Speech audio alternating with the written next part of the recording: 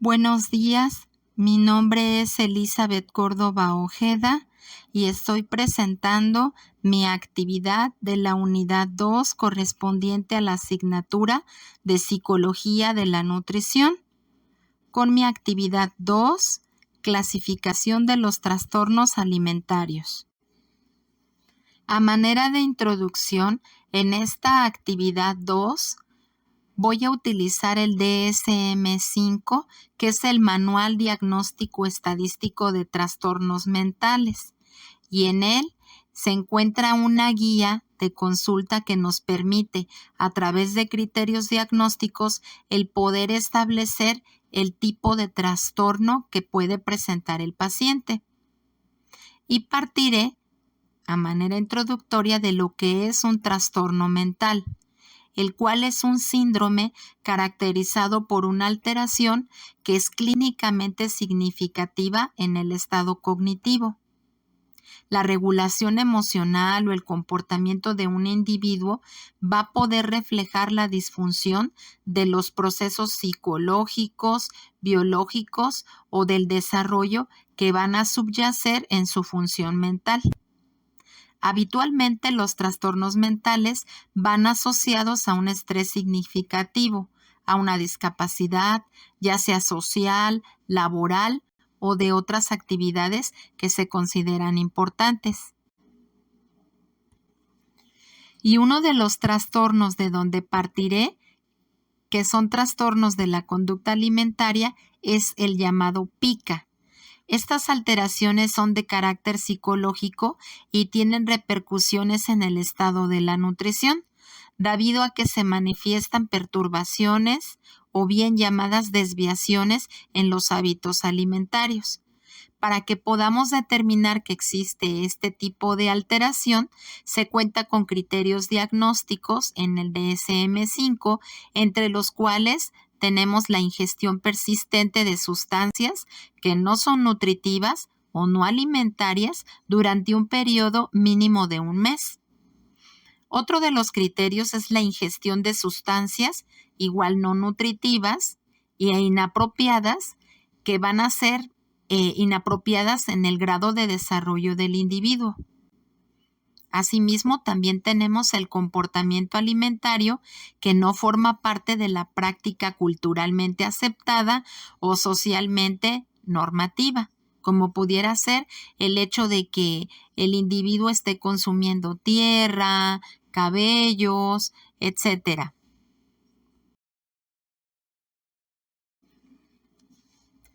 Otro de los trastornos es el llamado de rumiación. Dicho trastorno se basa en los siguientes criterios para ser diagnosticado. Debe existir una regurgitación y esta será durante un periodo mínimo de un mes. Además, una de las características es que estos alimentos pueden ser masticados, tragados o escupidos. Asimismo, también es el hecho de que no se le puede atribuir a una afección gastrointestinal que esté asociada o bien a un tipo de afección médica, como pudiera ser el reflujo gastroesofágico o la estenosis pilórica. Este tipo de trastorno no se produce exclusivamente en el curso, por ejemplo, de otros trastornos como pudieran ser la anorexia nerviosa, la bulimia nerviosa, el trastorno de atracones, de evitación, etc. Y si los síntomas se están produciendo en un contexto de un trastorno mental, el paciente requerirá de justificar atención clínica adicional a el tipo de trastorno que se está presentando.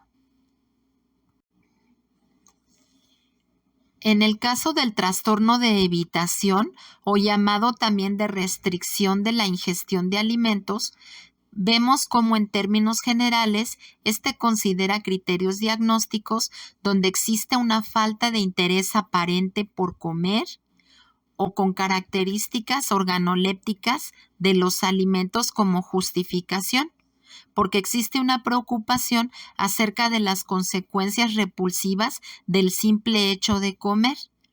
El trastorno no se explica por la falta de alimentos disponibles. Tampoco se produce en el curso de una anorexia o de una bulimia nerviosa, o bien pudiera presentarse por el hecho de algún tipo de afección médica que fuera concurrente. No se explica tampoco por otro tipo de trastorno mental. Y está determinada también que la gravedad excede a lo que suele asociarse como una afección de un trastorno. Por lo tanto, se justifica la atención clínica adicional. En el caso del trastorno de anorexia nerviosa, este es muy fácil de identificar, pero también es muy complejo. Es muy común que podamos verlo, ya que existe una restricción de la ingesta energética en relación con las necesidades, lo que va a conducir a que el peso corporal sea significativamente más bajo en relación a la edad, al sexo, y que el curso del desarrollo y de su salud física se vayan viendo. Podemos expresar que el peso es significativamente más bajo y se va a definir que al ser tan inferior y mínimo de lo normal, entonces podremos apreciarlo a simple vista. Otra de las características diagnósticas es que existe un miedo intenso a poder engordar, y eso lleva al paciente a un comportamiento persistente que va a inferir incluso en su manera de comer, porque no quieren aumentar de peso.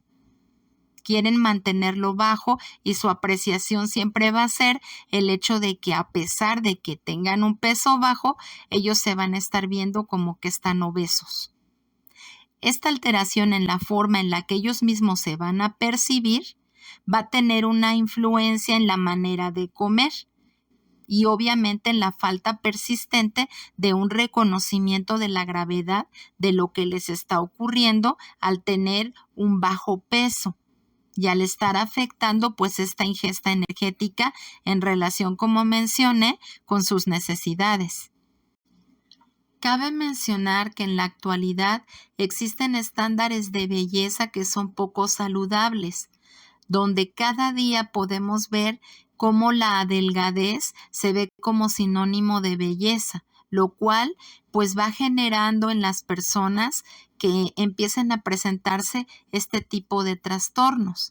Y continuando con el de la anorexia, existen estos criterios diagnósticos en donde se puede establecer cuando hay un tipo restrictivo que menciona que durante los últimos 3 meses el paciente no ha tenido episodios recurrentes de atracones o de purgas.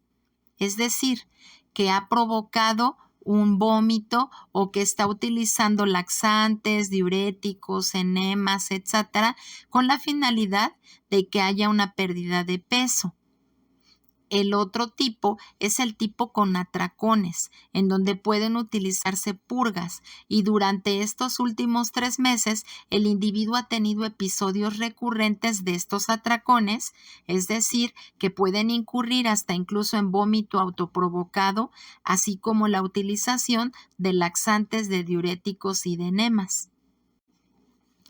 En el caso de los pacientes que presentan bulimia nerviosa, podemos encontrar que existen atracones, vómitos autoinducidos, nuevamente caer en atracones y nuevamente caer en vómitos autoinducidos, lo que los lleva a un círculo que es poco saludable. La bulimia nerviosa nos habla de episodios recurrentes de atracones, pero también este tipo de atracones se caracteriza por 2 hechos, los cuales son: el primero, que hay una ingestión en un periodo determinado, que pudiera ser, en este caso, se nos menciona que cualquiera de 2 horas, con una cantidad de alimentos que siempre va a ser superior a lo que la mayoría de las personas pudieran ingerir en un periodo similar, o bien bajo circunstancias que fueran parecidas. Otro de los hechos es el que la persona tenga una sensación de falta de control sobre lo que está ingiriendo durante el episodio. Este tipo de comportamientos compensatorios inapropiados generan que el paciente recurra en evitar un aumento de peso, y es por eso que va provocándose el vómito. También la utilización de laxantes, de diuréticos o bien de medicamentos, de ayuno, o hay quienes utilizan el ejercicio excesivo como medida de disminución de peso. Sumándose a esto también los atracones y los comportamientos que son compensatorios y que son inapropiados. Y aquí se establece también como criterio diagnóstico que estos serán al menos una vez a la semana durante 3 meses.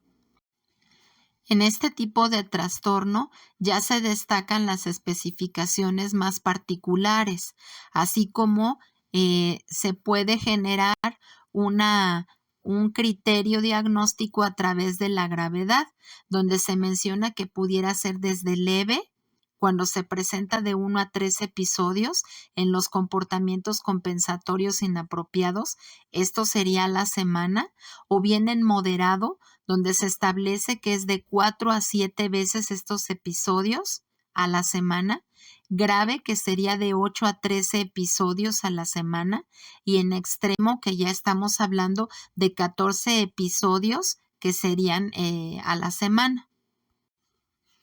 El trastorno de atracones se va a caracterizar por 2 hechos que son los siguientes. En el primero, existe una ingestión en un periodo determinado que pudiera ser de 2 horas, con una cantidad de alimentos que es mayor al común de las personas que están consumiendo ese tipo de alimentos. Y en el segundo es el hecho de que exista una sensación de falta de control sobre lo que se está ingiriendo. Además de esto, los episodios de atracones van a estar asociados a los siguientes hechos: el comer mucho más rápidamente de lo normal, el estar comiendo hasta sentirse desagradablemente lleno, el comer grandes cantidades de alimentos cuando no se siente hambre físicamente, o bien el comer solo debido a la vergüenza porque se siente que falta la cantidad que se ingiere, o sentirse luego a disgusto con uno mismo o deprimido o avergonzado por el hecho de haber consumido esa cantidad de alimento. Aquí también se establecen criterios de leve, moderado, grave y extremo, donde se menciona que de 1 a 3 atracones a la semana se considera leve. Si es moderado, habrá de 4 a 7 atracones a la semana. Si es grave, son 8 a 13 atracones. Y finalmente, si son 14 o más atracones a la semana, se considerará como extremo. Sumándose a estos, podemos encontrar también en el DSM-5 el trastorno alimentario o bien de la ingestión de alimentos pero no especificado. En este se destacan sus criterios diagnósticos, mencionando que el paciente tiene síntomas que son característicos de un trastorno alimentario o de la ingestión de alimentos que van a causar un malestar clínicamente significativo o un deterioro que es social, laboral o que abarca otras áreas importantes del funcionamiento. Pero aquí no se cumple con todos los criterios de ninguno de los trastornos en la categoría diagnóstica de los trastornos alimentarios y de la ingestión de alimentos. Así que no existe suficiente información para poder establecer un diagnóstico que sea más específico, pero vale la pena mencionar que eso no significa que el paciente no esté presentando un trastorno y por lo tanto el paciente requiere también tratamiento y acompañamiento. Al realizar esta actividad 2, aprendí y llegué a las conclusiones que, de acuerdo con el DSM-5, el diagnóstico de un trastorno mental debe tener una utilidad clínica y menciona que debe ser útil para que el médico pueda determinar el pronóstico, los planes de tratamiento, los posibles resultados del mismo en los pacientes. Pero algo interesante es el hecho de que ahí también se menciona que el diagnóstico de un trastorno mental no equivale a una necesidad de tratamiento como tal. Sin embargo, en el caso de conductas alimentarias sí lo es. Y para nosotros como nutriólogos esto es muy importante, ya que requerimos identificar los criterios diagnósticos sobre lo que está sucediendo al paciente en relación con sus conductas alimentarias, para así poder determinar el abordaje y brindarle tratamiento tanto nutricional como de acompañamiento si lo requiere. También cabe mencionar que es indispensable que se trabaje con el equipo multidisciplinario de salud de manera integral para que haya una recuperación del paciente y que también se incluya a la familia como una red de apoyo. Finalmente, esta es mi referencia bibliográfica, que es de la Asociación Americana de Psiquiatría, donde abordé los trastornos alimentarios y de la ingestión de alimentos, de la página 189 a la 198 como se solicitó, como guía de consulta de los criterios diagnósticos del DSM-5. Gracias.